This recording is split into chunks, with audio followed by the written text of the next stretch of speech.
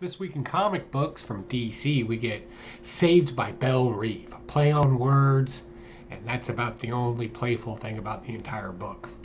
Over in the lands of Marvel, we get Amazing Fantasies 1000, starring Spider-Man, because there was Amazing Fantasies with Spider-Man in it. You get the connection. A lot of mess in that too. But then there's a light at the end of the tunnel. We're going to talk about Kid Slapshot, local independent artist putting out his own comic book and just doing it in a whimsical fashion that I think everybody will enjoy.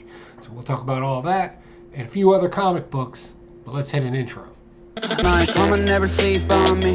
I some change, so you know I go get what you're looking at. Oh boy, oh boy, oh boy, you bunch of weirdos. Man, we got some stuff to unpack this week, so we're going to jump right into it. We're going to start with Saved by Belle Reve. Now, issue 1 here. This is a collection of a bunch of stories, kind of focusing on that whole going back to school thing. But the thing doesn't really focus on education in any way whatsoever. It kind of focuses on the relationship and recognizing people as individuals. Rather, it's Speedy and the Green Arrow and like work-life balance kind of thing is what they were going for there, and several others. One in here that kind of stuck out probably the most, and probably the one that's going to get the most amount of talk, is this one particular story titled, if I can get to it, Gotham City. I believe it's just called Gotham City. They, them, I think is what it's called. Yeah, back to school. Kind of deals with kids and their concept of pronouns and this popularity that has come up with pronouns. Unfortunately, I don't find pronouns of any kind, she, he, him, her, they, them, whatever the case may be, I don't find any of them particularly important. We don't care what you think. The reason being is because I make an effort to call people by their name. Right? That's the thing that's going to be in their obituary. That's the thing that's going to be on their tombstone. That's the thing that's on their birth certificate. So from the beginning of life to the end of life, that's how you should really describe people. Now, of course, colloquially, even then, I'm not a him, her, him, she kind of thing, unless it's fictional characters like in a comic book. But for the most part, when dealing with people, this is an unpopular opinion. I just think that people are more important than a pronoun. That's nasty talk. I won't listen to that. So, I'm not really sure why that was in a back-to-school issue, other than an outcast being bullied, and bullying's not good, and I don't even condone, well, it's okay to bully a bully, just saying. But the rest of the stories in here kind of touched on education where it's at, but where it really kind of missed for me is again, another missed opportunity of,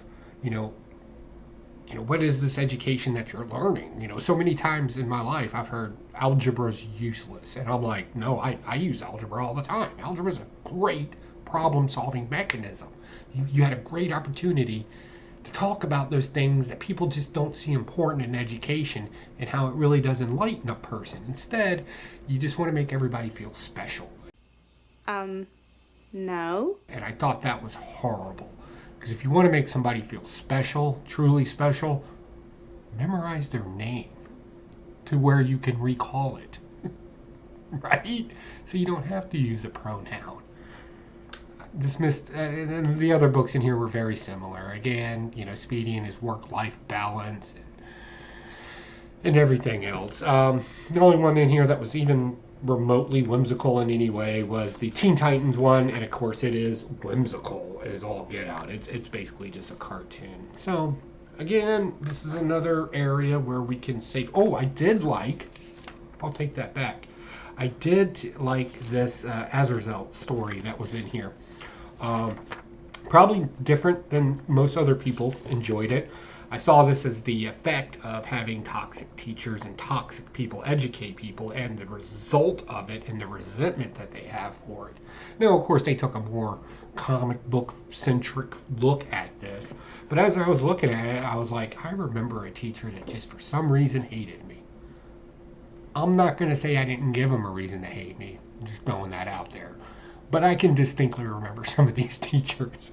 So reading that one, yeah, that kind of resonated a little bit. And that one really stuck out to me as well. But the rest of this was just, why am I special? Here's why I'm special.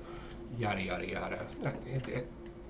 Again, DC didn't hit the demographic, or I'm not the demographic that DC's going for with this, obviously. So, moving on. Spider-Man, War World, Apocalypse. So this brings up that conclusion with the whole Mongol thing, and Superman putting a team together to go fight them, and then finding out that we have an ancient race of Kryptonians stuck here on the planet, and they're been so enslaved, right, that they actually appreciate their captors, right? That kind of Munchausen's type syndrome type of thing. And this is the big revolt, right?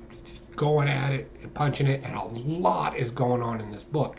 It's a great depiction of things like, you know, love between two people that still have to fight through these overcoming odds, and dedication, and pushing through with what you know is right, even in a culture that rejects it. That is just trouble looking for a place to happen.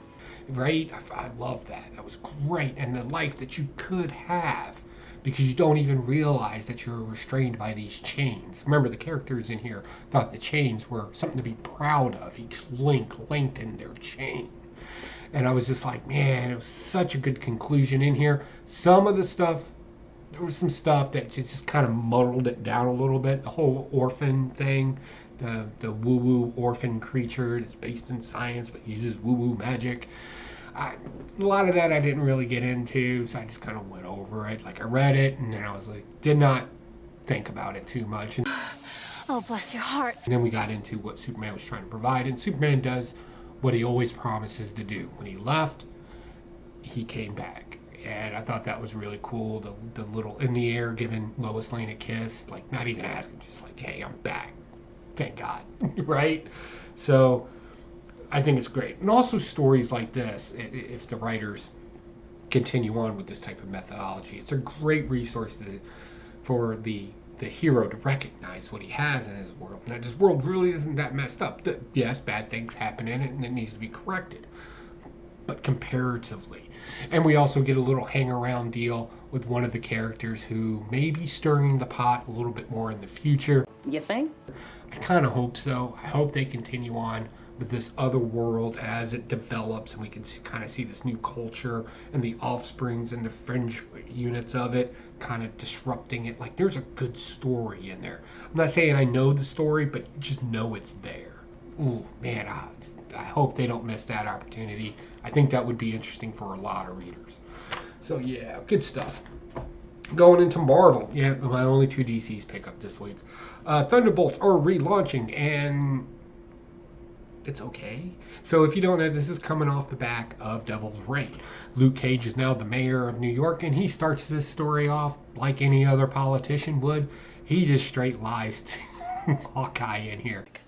I know. It's like, hey, I want you to be the first one. You were my first choice to lead my new Thunderbolts team here in New York, because laws are kind of weird, but we kind of had this little side law here where this group was allowed to maintain the Thunderbolts as sort of a policing action. And they've already picked his team up, and they got a narrative story for it to make it work. And they kind of throw it into like politics / a marketing experiment at the same time. And that's probably more true than a lot of people realize to some degree, right?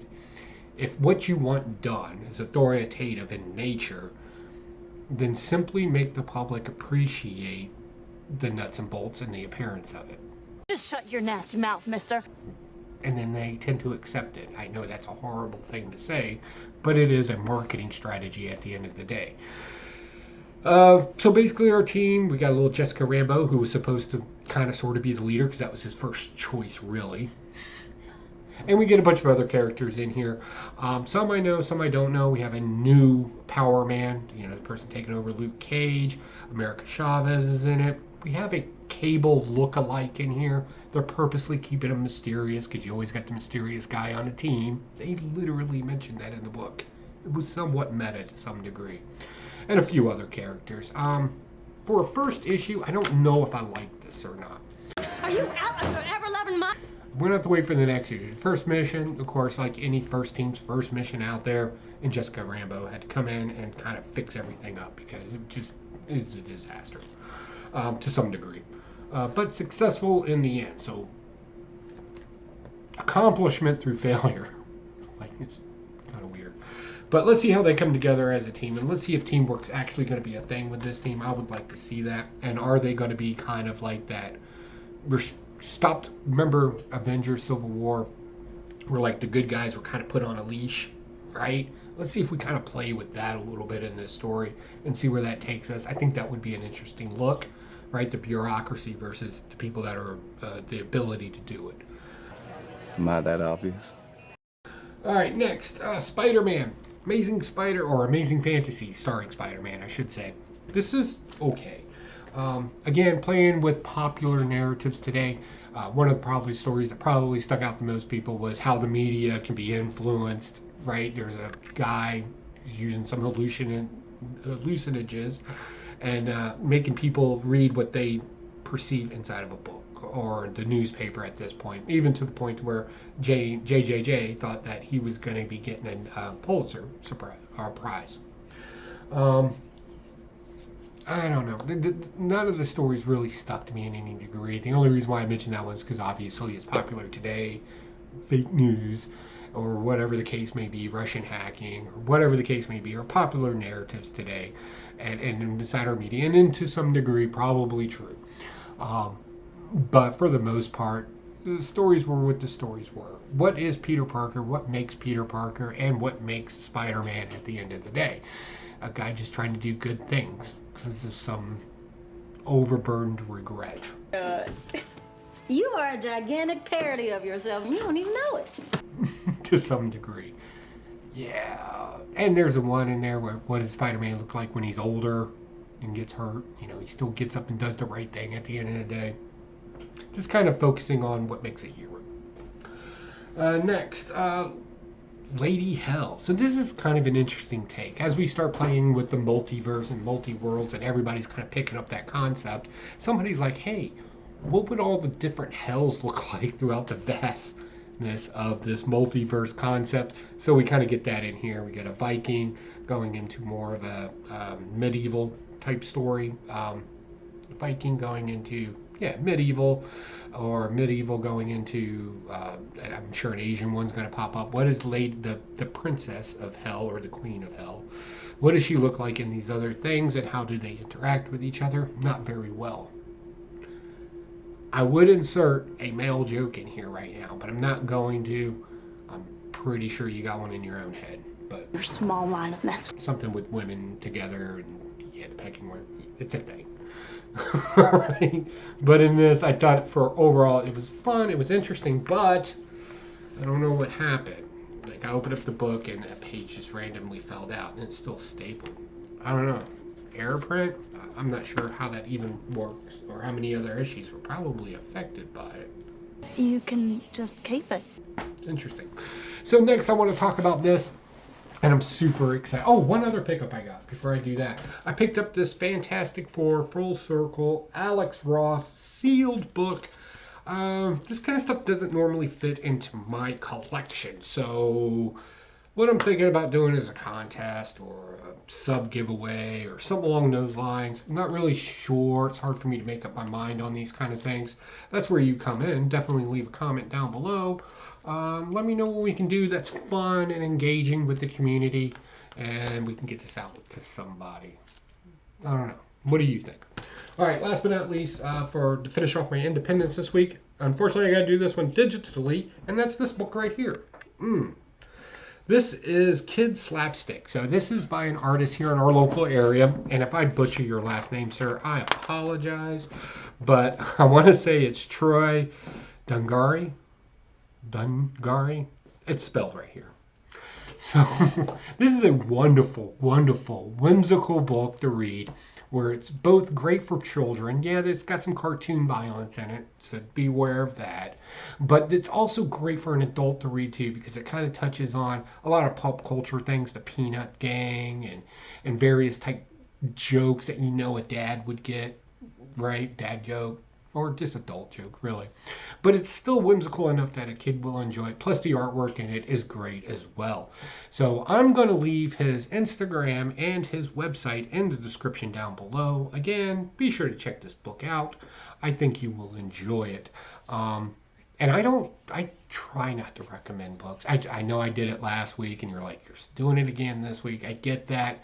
But I always try to support local artists and local creators here in Virginia. They kind of rank higher to me than anybody else. So definitely, if nothing else, check out his Instagram. Check out some of the things that he's doing. I think you'll enjoy this type of artwork. Not to compare him to anybody. He is truly unique on his own. But if you do like Scotty Young and that kind of cartoonish play on things, I think you would enjoy this. So definitely, if you just take a second to check it out and just give him a heart on one of his posts, or, God forbid, buy one of his comic books, that would be even cooler. All right, guys, I got nothing else. I know this one was a little deep this week. Talked about some things that are unpopular. Celebrated some people you may not ever meet. But again, it was another week of great comic books coming out. And be sure to check me out tonight, 9 p.m. Eastern Standard Time, over at Remy Q Studios. Again, link in the description. I'm going to be on the Talk About It I recently made over at the Evil Layer channel. I made him a trident. And I sent it to him. Again, there's no obligation to do anything, but he would still like for me to come on. So I'm going to come on there, and we'll probably just have a good time, have a couple of drinks, talk about some funny stuff. I promise you'll laugh. So definitely come on by and check that out. Leave a comment. Definitely leave a like. And if you haven't subbed them up yet, definitely do that. Oh, and before I forget, my dollar bin auction is currently up and running now over at People's Auction House. You can definitely check that. Again, that link will be in the description below, and their comic auction. It's a legit auction. You bid what you bid. There's no sniping, none of that, on a safe, secure site as well. Shipping is available. So definitely, go through there and check that out. I don't keep everything I read. I want to get it back out into the community as effectively as possible. And it's a lot. There's a lot of stuff. There's over 250 lots in there. So maybe you'll find something you like. Again, description down below. Definitely check it out. All the proceeds from that auction go to the Evil Layer projects to kind of help buy stuff for the Evil Layer, or projects to put back out into the community. And any support is always greatly appreciated. I'll talk to you all later. Bye.